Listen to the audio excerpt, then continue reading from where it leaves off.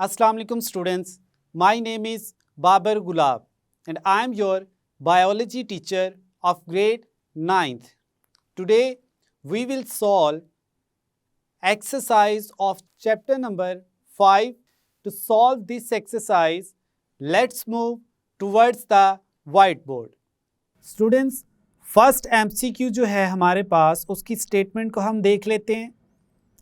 Statement है हमारे पास, in which stage of the cell cycle each chromosome is duplicated and so it consists of 2 chromatids.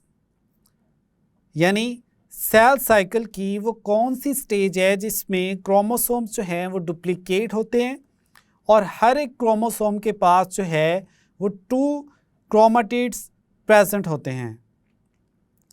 अब इसमें हमारे पास जो ऑप्शंस हैं वो है option A G1 phase, option B है S फेज़, ऑप्शन सी में हमारे पास है M फेज़ और डी में G2 फेज़।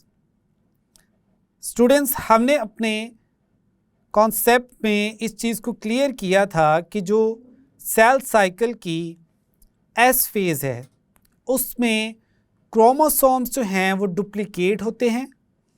जब क्रोमोसोम्स डुप्लीकेट होते हैं तो हर एक क्रोमोसोम के पास जो है वो 2 क्रोमेटिड्स प्रेजेंट होते हैं। एक ही क्रोमोसोम्स के जो दोनों आर्म्स हैं उनको हमने कहा था कि ये दोनों सिस्टर क्रोमेटिड्स होते हैं। तो अब हमारा आंसर जो है वो है option B, that is S phase. S stands for synthesis phase. MCQ number 2 की स्टेटमेंट है हमारे पास students, if you observe a cell like this one, what phase of mitosis is it. Students, image में आपको एक cell जो है वो डिवाइडिंग स्टेज में दिखाया गया है। अब इसमें पूछा गया है कि अगर आप एक ऐसे सेल को माइक्रोस्कोप के अंदर ऑब्जर्व करते हो तो आप क्या कहेंगे कि ये सेल जो है वो डिवीजन की कौन सी फेज़ में है। ऑप्शंस है हमारे पास, ऑप्शन ए में एनाफेज़, ऑप्शन बी है हमारे पास टीलोफेज़, ऑप्शन सी है हमारे पास मेटाफेज़ और ऑप्शन डी है prophase.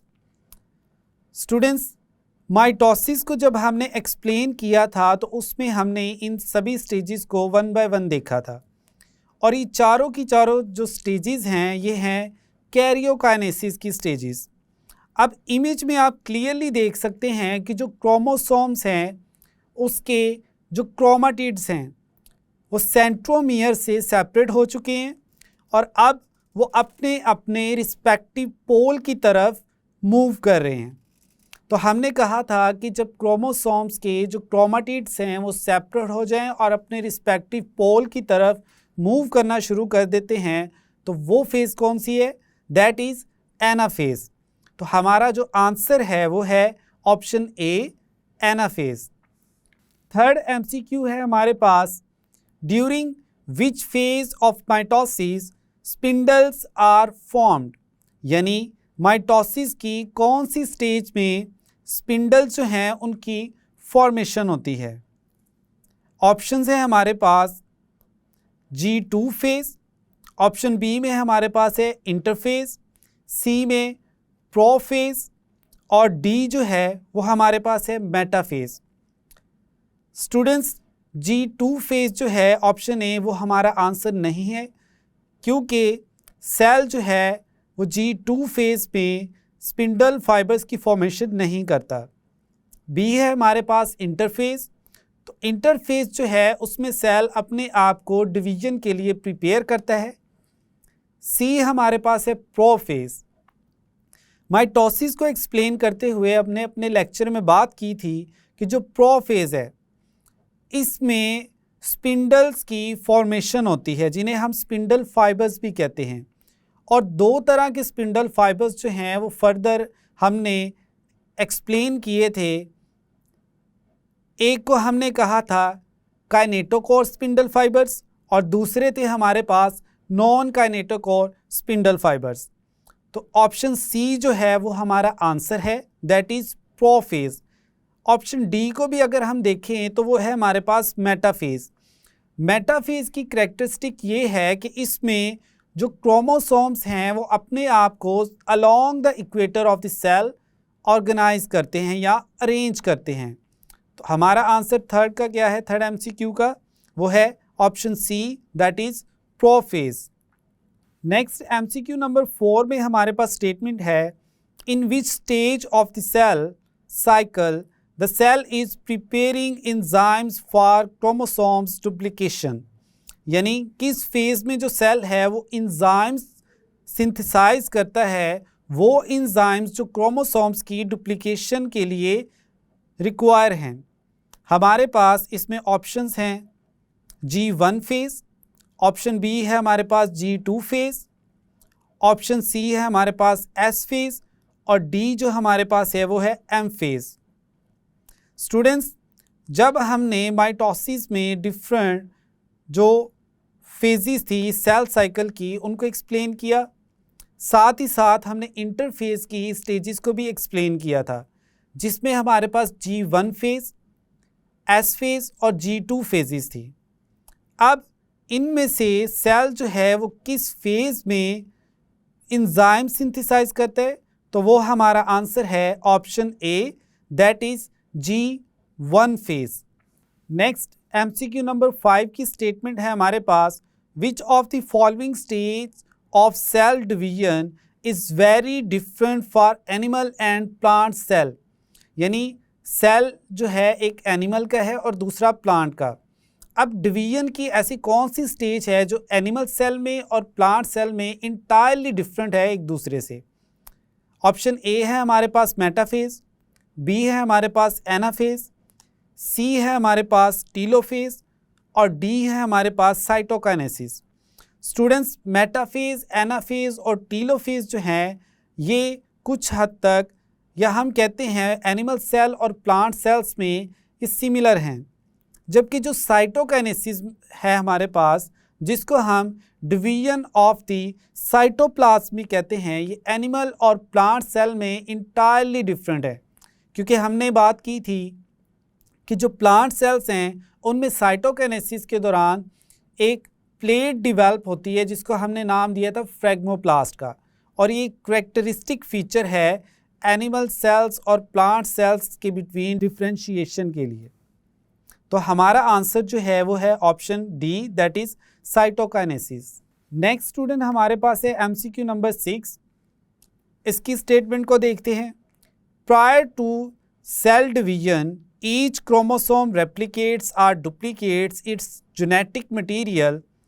The products are connected by a centromere and are called. Option है हमारे पास sister chromosomes, homologous chromosomes, non sister chromatids and sister chromatids. तो स्टूडेंट्स, एक ही क्रोमोसोम्स के जो दो आर्म्स हैं उनको हम नाम देते हैं सिस्टर क्रोमेटिड्स का। तो हमारा आंसर क्या है, option D, that is sister chromatids. Next MCQ number 7 है हमारे पास और इसकी स्टेटमेंट है, the process of mitosis ensures that. Options को हम देख लेते हैं। ऑप्शन ए है हमारे पास, each new cell is genetically different from its parent. Option B में हमारे पास है, each new cell receives the proper number of chromosomes. Option C है हमारे पास, cells will divide eight appropriate time. और ऑप्शन डी है हमारे पास, क्रोमोसोम्स डुप्लीकेट विदाउट एरर्स। तो इसका आंसर जो है स्टूडेंट्स हमारे पास वो है option B, each new cells receives the proper number of chromosomes. Students, mitosis में हमने कहा था कि जो सेल्स हैं वो एसेक्सुअली डिवाइड करते हैं और जो डॉटर सेल्स होते हैं उनमें क्रोमोसोम नंबर जो है वो सेम होता है as compare to the parent cell. तो हमारा आंसर क्या है, ऑप्शन बी। नेक्स्ट स्टूडेंट्स हमारे पास एमसीक्यू नंबर 8 है और इसकी स्टेटमेंट को देखते हैं। Cytokinesis in plant cell is characterised by. अब यहाँ पर आपसे पूछा जा रहा है कि जो साइटोकाइनेसिस है प्लांट्स में, उसका एक स्पेसिफिक फीचर है और वो कौन सा है। ऑप्शंस को देखते हैं। ऑप्शन ए है the equal division of homologous chromosomes, B है a pinching of the cell membrane to divide the cell, C है हमारे पास the formation of a cell plate in the cytoplasm, और डी है हमारे पास the movement of the chromosomes from the metaphase plate. तो students, हमने cytokinesis को एक्सप्लेन किया था कि प्लांट सेल जो हैं उनमें साइटोकाइनेसिस के दौरान एक प्लेट डेवलप होती है सेल्स के सेंटर में, जिसको हमने नाम दिया था फ्रेगमोप्लास्ट का। तो हमारा जो आंसर है वो है option C, the formation of a cell plate in the cytoplasm. Next है हमारे पास MCQ नंबर 9 और इसकी स्टेटमेंट है which of the following is unique to mitosis and not a part of meiosis 1, यानी ये माइटोसिस की ही फीचर है और मियोसिस 1 में ये प्रोसेस नहीं होता। अब हमारे पास जो ऑप्शंस हैं उनको देखते हैं one by one. Option A है हमारे पास homologous chromosomes pair forming bivalents, homologous chromosomes crossover. Option C है हमारे पास chromosomes pairs are broken during anaphase, और डी है हमारे पास क्रोमेटिड्स सेपरेट ड्यूरिंग एनाफेज। तो हमारा जो स्टूडेंट्स आंसर है वो है ऑप्शन डी कि जो क्रोमेटिड्स हैं वो सेपरेट होते हैं ड्यूरिंग एनाफेज। माइटोसिस की जो एनाफेज हैं उसमें क्रोमोसोम्स के जो क्रोमेटिड्स हैं वो सेपरेट होते हैं और अपने अपने रिस्पेक्टिव पोल्स की तरफ मूव करते हैं, जबकि मियोसिस 1 में ये प्रोसेस नहीं होता। नेक्स्ट स्टूडेंट्स हमारे पास है MCQ नंबर 10। इसकी स्टेटमेंट को देखते हैं हम। Which event distinguishes meiosis from mitosis. अब मियोसिस का ऐसा कौन सा स्पेशल फीचर है जो कि माइटोसिस से इसको डिफ्रेंशिएट करता है या डिस्टिंग्विश करता है। ऑप्शन ए है हमारे पास कंडेंसेशन ऑफ क्रोमोसोम्स, बी है हमारे पास loss of the nuclear membrane, C है हमारे पास फॉर्मेशन ऑफ मेटाफेज, डी है हमारे पास पेयरिंग ऑफ होमोलोगस क्रोमोसोम्स। तो स्टूडेंट्स, इसका हमारे पास आंसर है option D, pairing of homologous chromosomes. Meiosis में स्टूडेंट्स हम देखते हैं कि जो क्रोमोसोम्स हैं उसके होमोलोगस जो पेयर्स हैं वो along the equator of the cell arrange होते हैं और मेटाफेज प्लेट बनाते हैं, जबकि माइटोसिस में हम देखें तो सिंगल जो क्रोमोसोम्स होते हैं वो along the equator of the cells arrange होते हैं और मेटाफेज प्लेट बनाते हैं। तो हमारा आंसर है option D, that is pairing of homologous chromosomes. Next है हमारे पास MCQ नंबर 11। स्टेटमेंट को देखते हैं हम इसमें। In which stage of the cell cycle most cells spend their lives, यानी सेल साइकिल की कौन सी ऐसी स्टेज है जिसमें सेल्स जो हैं वो अपना ज़्यादातर लाइफ स्पेन जो है वो स्पेंड करते हैं। ऑप्शन ए है हमारे पास प्रोफेज, बी है हमारे पास मेटाफेज, सी है हमारे पास इंटरफेज, और डी टीलोफेज। तो स्टूडेंट्स, हमने बात की थी कि सेल्स जो हैं वो डिवाइड करने से पहले एक फेज़ में होते हैं जिसको हमने नाम दिया था इंटरफेज़। हमने कहा था कि इंटरफेज़ में सेल्स जो हैं वो अपने आप को प्रिपेयर कर रहे होते हैं for the process of division. तो जब वो सारे के सारे जो मेटाबॉलिक मशीनरीज होती हैं या क्रोमोसोम्स हैं, इंजाइम्स हैं, राइबोसोम्स हैं, इन सब को सिंथेसाइज कर लेते हैं, तो उसके बाद वो डिवाइडिंग स्टेज में जाते हैं जिसको हमने एम फेज़ का नाम दिया था। तो इस पॉइंट ऑफ व्यू से हमारा जो आंसर है वो है option C, that is interphase. Next है हमारे पास MCQ नंबर 12। इसकी स्टेटमेंट को देखते हैं। Which of the following distinguishes meiosis from mitosis. अब अगेन जो मियोसिस है और माइटोसिस है इनमें एक डिफरेंस पूछा गया with the reference of meiosis. Option A है the chromosomes number is reduced, option B है chromosomes undergo crossing over, C है the daughter cells are genetically different from the parent cell, और option D है हमारे पास all of these.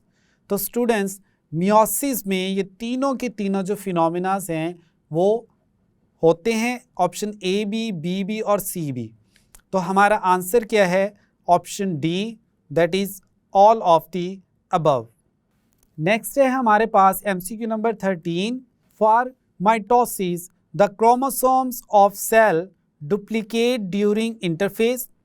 When do the chromosomes duplicate for meiosis. अब वो कह रहे हैं कि मियोसिस के लिए जो क्रोमोसोम्स हैं वो कब डुप्लीकेट होते हैं। ऑप्शन ए है हमारे पास बिफोर मियोसिस 1, ऑप्शन बी है बिफोर मियोसिस 2, ऑप्शन सी है ड्यूरिंग मियोसिस 1 और डी है हमारे पास डू नॉट डुप्लीकेट। तो स्टूडेंट्स इसका हमारे पास आंसर है option A, that is before meiosis 1। तो मियोसिस 1 से पहले ही जो क्रोमोसोम्स जो हैं वो डुप्लीकेट होते हैं। तो हमारा आंसर क्या है? ऑप्शन ए। नेक्स्ट स्टूडेंट्स हमारे पास है MCQ नंबर 14 और इसकी स्टेटमेंट है हमारे पास फाइंड द करेक्ट स्टेटमेंट। इनमें से आपने जो राइट स्टेटमेंट है उसको सिलेक्ट करना है। ऑप्शन ए है हमारे पास homologous chromosomes form pairs during mitosis. B है हमारे पास chromosomes do not duplicate in the interphase preceding meiosis 1। C है हमारे पास homologous chromosomes form pairs during meiosis but not mitosis और डी है हमारे पास spindles are not required during meiosis. तो स्टूडेंट्स हमारा जो आंसर है वो है ऑप्शन सी कि जो होमोलोगस क्रोमोसोम्स हैं वो पेयर्स बनाते हैं मियोसिस में और along the equator of the cells pairs की फॉर्म में अरेंज होते हुए मेटाफेज प्लेट फॉर्मेशन करते हैं, जबकि माइटोसिस में ये प्रोसेस नहीं होता। तो हमारा आंसर क्या? Option C. नेक्स्ट स्टूडेंट्स हमारे पास है MCQ number 15। What reason would you suggest for the fact that the total DNA content of each daughter cell is reduced during meiosis. हमारे पास इसमें जो ऑप्शंस हैं, ऑप्शन ए है chromosomes do not duplicate during the interphase before meiosis 1। Option B है chromosomes do not duplicate between meiosis 1 and 2। C है half of the chromosomes from each gamete are broken और D है sister chromatid separate during anaphase of meiosis. तो students हमारा जो answer है वो है option B, that is chromosomes do not duplicate between meiosis 1 and 2। अब इसकी रीज़न ये है कि जो मियोसिस 1 है उससे पहले ही जो इंटरफेज होती है उसमें सेल्स अपने क्रोमोसोम्स को डुप्लीकेट कर चुका होता है। उसके बाद मियोसिस 1 के थ्रू वो डिवाइड करता है और 2 सेल्स बनाता है और मियोसिस 1 के बाद कुछ देर रेस्टिंग फेज में स्पेंड करने के बाद वो मियोसिस 2 के थ्रू अगेन डिवाइड करता है और टोटल एंड पे जो हमारे पास नंबर ऑफ सेल्स आते हैं जिन्हें हम डॉटर सेल्स कहते हैं वो आते हैं हमारे पास 4। तो हमारा आंसर है ऑप्शन बी। अब स्टूडेंट्स हम कुछ शॉर्ट क्वेश्चंस को एक्सप्लेन करते हैं। इसमें हमारे पास जो फर्स्ट शॉर्ट क्वेश्चन है जिसको हम एक्सरसाइज से देखते हैं, हमारे पास कुछ अंडरस्टैंडिंग द कॉन्सेप्ट से रिलेटेड भी क्वेश्चंस है। उनमें फर्स्ट जो है what is cell cycle and what are the main phases, यानी इसकी मेन फेजेस कौन सी हैं। तो हम कहते हैं cell cycle is the series of events from the time a cell is produced until it completes mitosis and produces new cells। यानी cell जब बनता है फिर उसके बाद वो डिवाइड करके न्यू सेल्स जब तक प्रोड्यूस नहीं कर देता तो इस पूरे साइकिल को हम क्या कहते हैं? Cell cycle. फिर हम कहते हैं cell cycle consist of 2 main phases. अब इसमें 2 मेजर फेजेस हैं, कौन कौन सी? Interphase and mitotic phase. Mitotic phase को हम एम फेज से भी रिप्रेजेंट करते हैं। देन हमारे पास है next question, the S phase of interphase is important and a cell can never divide without it justify. यानी जो एस फेज है उसमें से पास आउट हुए बगैर कोई भी सेल जो है वो डिवाइड नहीं कर सकता। अब इसकी रीज़न क्या है स्टूडेंट्स? एस फेज को हम सिंथेसिस फेज भी कहते हैं। अब इसका आंसर भी हम देख लेते हैं। a cell would not be able to divide without undergoing S phase because the cell would not have its chromatin material divided. यानी S phase में जो है मेजरली क्या किया जाता है, सेल ऑर्गेनेलिस जो हैं उनका नंबर इंक्रीज़ किया जाता है, राइबोसोम्स का नंबर इंक्रीज़ किया जाता है, क्रोमाटिन को इंक्रीज़ किया जाता है. तो अगर सेल जो है वो एस फेज से ही नहीं गुजरेगा तो फर्दर फिर वो डिवाइड नहीं कर सकता. नेक्स्ट है हमारे पास क्वेश्चन है, how would you state the event of prophase of mitosis. अब प्रोफेज जो है माइटोसिस की उसको आपने एक्सप्लेन करना है कि उसमें क्या कुछ होता है. हम कहते हैं the main events of prophase are the condensation of chromosomes, the movement of the centrosomes, the formation of the mitotic spindle and the beginning of nucleoli breakdown. Next statement है हमारे पास, make a list of the events of mitosis. अब mitosis में जो भी events होते हैं उनकी आप एक लिस्ट बनाएं. तो इसमें हम कहते हैं these basic events of mitosis include chromosome condensation, formation of the mitotic spindle and attachment of chromosomes to the spindle microtubules. Then हम कहते हैं sister chromatids then separate from each other and move to opposite poles of the spindle followed by the formation of daughter nuclei. यानी जो chromosomes हैं उनके sister chromatids जो हैं वो separate होते हैं और अपने अपने respective poles की तरफ move करते हैं. Next हमारे पास question है, how is माइटोसिस सिग्निफिकेंट, कि माइटोसिस जो है उसकी क्या इंपॉर्टेंस है.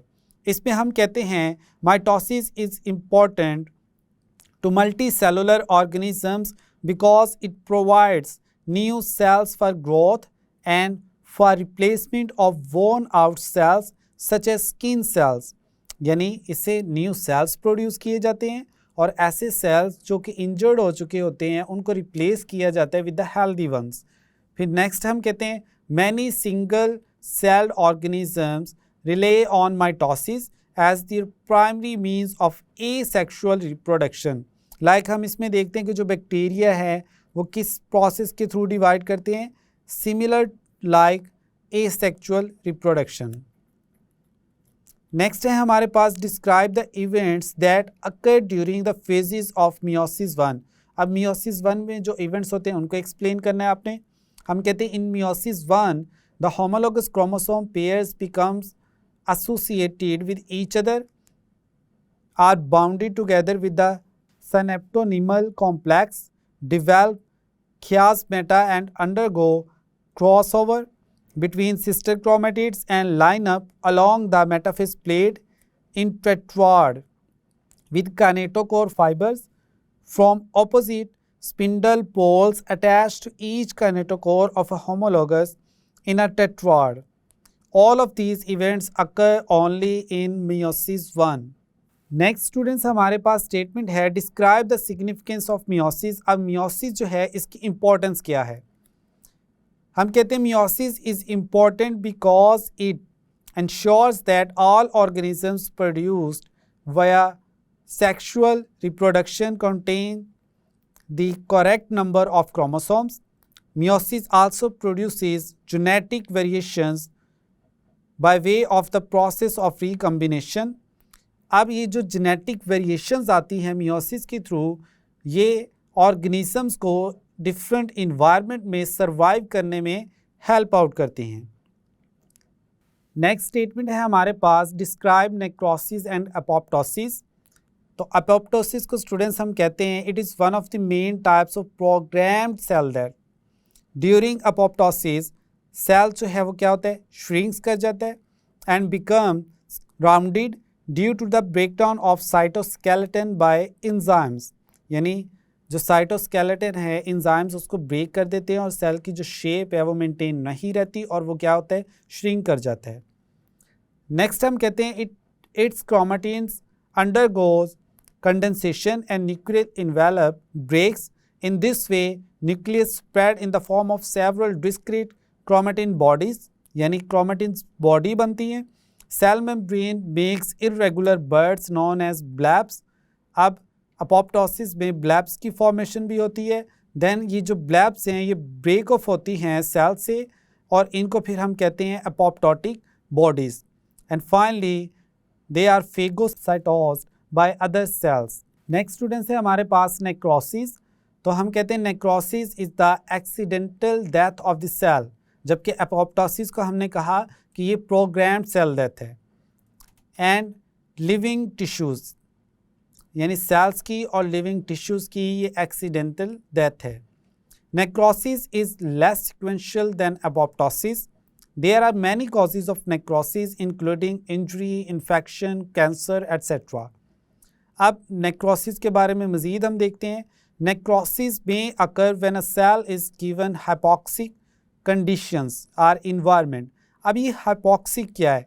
हम कहते हैं with less oxygen, और अगर hyperoxic हो तो हम कहेंगे high level of oxygen.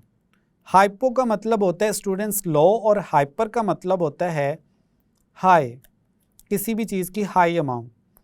Then हमारे पास स्टेटमेंट है a nerve cell does not divide after its formation, in which phase of cell cycle it is. यानी एक सेल जो बनने के बाद फर्दर डिवाइड ही नहीं करता तो वो किस फेज़ में होगा।